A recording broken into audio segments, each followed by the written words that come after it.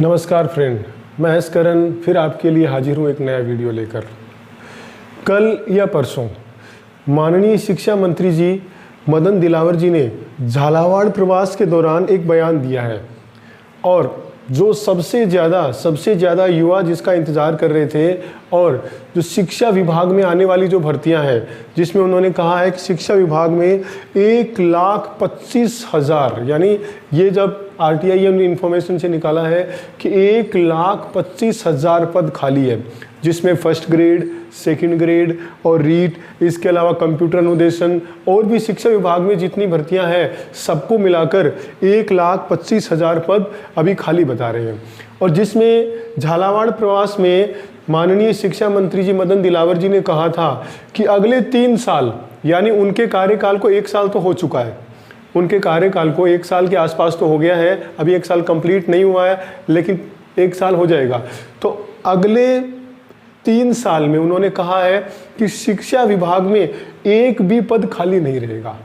जिस तरह से उन्होंने कहा है कि शिक्षा विभाग में एक भी पद खाली नहीं रहेगा, इसका मतलब हम इसके यही मायने निकाल सकते हैं कि जितनी भी शिक्षा विभाग में first grade, second grade, third grade, computer अनुदेशन और प्रिंसिपल जितने भी पद खाली है उन सबका 3 साल के अंदर वो पूरा भर देंगे। तो यानी काफ़ी भर्तियां आने की उम्मीद है। जिस तरह से उन्होंने कहा है, उनका बयान दिया है, वैसे वो बयान पहले भी दे चुके हैं, ठीक है, इनके बारे में, जैसे महिला आरक्षण के बारे में उन्होंने कहा था और भी कई बयान है। लेकिन उनके बयान के हिसाब से देखें तो अगले 3 साल की अगर बात करें तो अगले 3 साल का मतलब है 25, 26, ठीक है, 26, 27 तक हो सकता है कि ये पूरी शिक्षा विभाग की भर्तियां 25 और 26 2 साल और ये आधे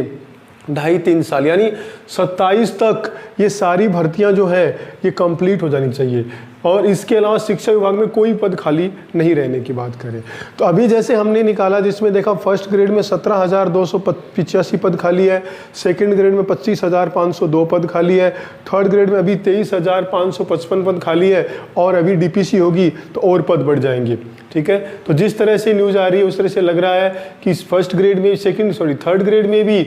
30,000 से ऊपर ही भर्ती आने की पूरी उम्मीद है। और फर्स्ट ग्रेड, सेकंड ग्रेड में, फर्स्ट ग्रेड में जैसे ये है DPC होने के बाद ये 17,000 मतलब 7-8 हज़ार पद फर्स्ट ग्रेड, सेकंड ग्रेड की 10-12 हज़ार। लेकिन सबसे इम्पोर्टेंट जो बात है, जो शिक्षा मंत्री जी ने कहा कि अगले 3 साल में, तो इस बात में कितनी सच्चाई है और ये बात कहाँ तक पूरी होती है ये तो हम आगे ही देख पाएंगे। क्योंकि जब तक हमें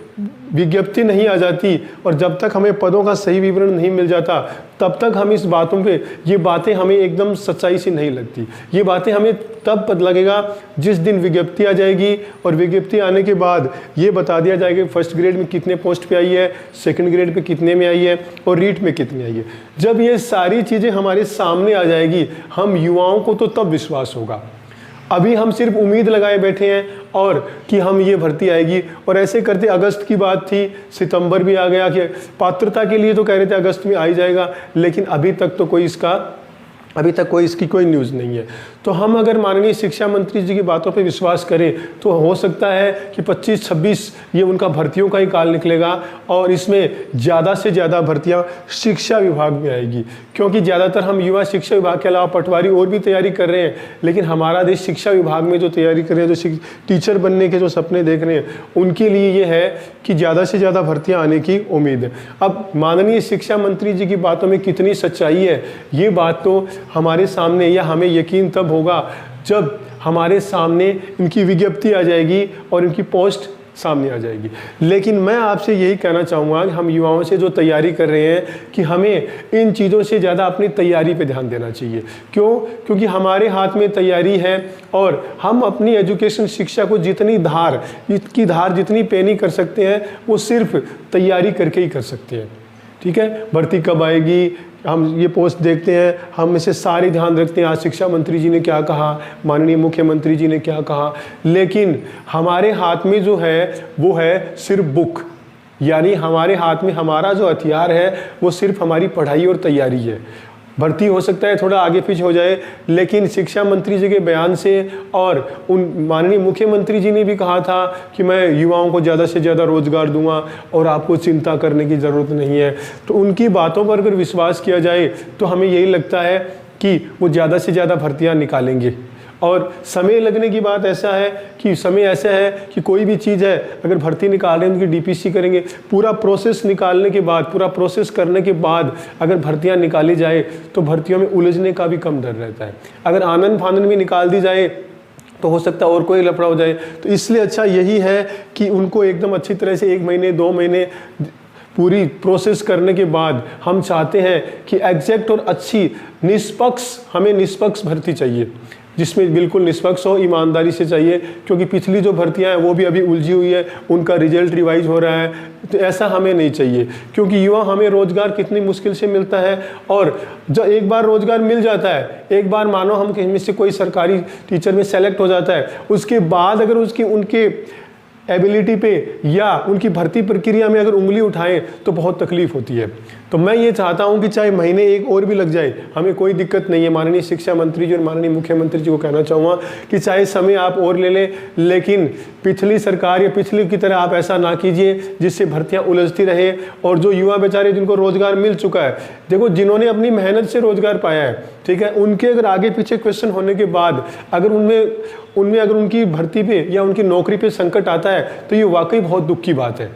तो इसलिए मैं कहना चाहता हूं कि चाहे आप समय लग जाए, लेकिन अब की बार इस सरकार से मेरा यही अनुरोध है कि अब की बार इतनी निष्पक्ष और इतनी ईमानदारी से भर्ती करवाइए ताकि किसी भी युवाओं के साथ छलावा, उन्हें धोखा, ऐसी कोई चीज़ महसूस ना हो, उनके साथ कोई परेशानी ना हो। क्योंकि कितनी रातों को जागकर और कितनी मेहनत करके एक युवा नौकरी पाता है, ये वही व्यक्ति जानता है जिसने खुद मेहनत की हो और खुद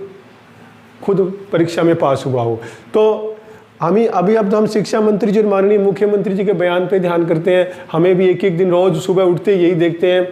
मोबाइल हमारा, हम जो पढ़ने वाले हैं, आधे से ज़्यादा इसमें देखता है कि शिक्षा मंत्री जी ने क्या बयान दिया, माननीय मुख्यमंत्री जी ने क्या बयान दिया। तो मैं आप युवाओं से आपको यही कहना चाहूँगा कि आप इससे ज़्यादा अपनी पढ़ाई पे ध्यान दीजिए। हाँ, इनको भी ध्यान रखिए कि कौन कौन सी न्यूज़ क्या चल रहा है, लेकिन इनको आप अपने मेंटलिटी यानी अपने मानसिकता पे हावी मत होने दीजिए। ये ना हो कि पढ़ाई से ज़्यादा आप इन चीज़ों पर ध्यान कर रहे हैं। ये तो एक राजनीतिक पॉलिटिकल इश्यू है, ये होते रहेंगे भर्तियों में। ऐसे आप अगर पिछली कई भर्तियों से तैयारी कर रहे हैं, आप उनसे पूछ के देखिए कितनी मानसिकताओं से गुजर रहे हैं, कभी रिजल्ट के बारे में, कभी पेपर लीक के बारे में, कभी किसी चीज़ के बारे में। लेकिन हम इन चीज़ों पे कंट्रोल करके और हमें अपनी तैयारी, क्योंकि हमारे हाथ में सिर्फ बुक है, जो अच्छी तैयारी करेगा, जो अच्छा पढ़ेगा, उन्हीं का सिलेक्शन होगा।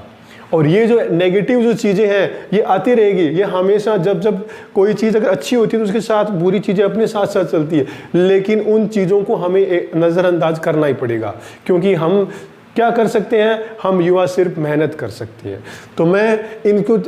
जो शिक्षा मंत्री जी का जो बयान था, इससे तो यही लगता है कि 2 साल में पूरी भर्तियां first grade, second grade, third grade सारी आने की पूरी उम्मीद है। और 2024 जो चल रहा है, दिसंबर तक मुझे लगता है 1-2 भर्ती का विज्ञापन तो आ ही जाएगा। और 2025 में करीब ये first grade, second grade, third grade तीनों, यही उम्मीद करते हैं तीनों भर्ती हो जाए। और 2026 हमारे लिए, जिन युवाओं ने मेहनत की है, उनके लिए अच्छा ही आए। तो मैं आपके लिए ऐसे वीडियो लेके आता रहता हूँ, जो भी कोई बयान होता है मैं आपको बिल्कुल बताता हूँ और आपको पॉजिटिव और मोटिवेट करने की कोशिश करता हूँ। मैं नहीं चाहता कि तैयारी करने वाले युवा इन मानसिकताओं से, क्योंकि ये पॉलिटिकल इश्यूज़ है, ऐसे चलते रहते हैं, उसके बाद पेपर होगा, पेपर में बहुत झंझट आएगा, ये वो पेपर लीक हो गया, वो हो गया, बहुत सारे आते रहते हैं। तो हम इन मानसिकताओं को, इन चीज़ों को अपने ऊपर हावी ना होने दें और हमारा जो टारगेट है उन पे ज़्यादा ध्यान दें। तो आप ज़्यादा से ज़्यादा तैयारी पे ध्यान दीजिए, भर्ती आज नहीं तो कल जरूर आएगी। और मैं आपके लिए ऐसे वीडियो लेके आता ही रहूँगा, आपको मोटिवेट करता ही रहूँगा। आप मेरा वीडियो देखते रहिए, मेरे चैनल को लाइक कीजिए, सब्सक्राइब कीजिए। आप मेरे लिए इतना समय देते हो और मेरा इतना वीडियो देखते हो, इसके लिए आपका बहुत बहुत धन्यवाद।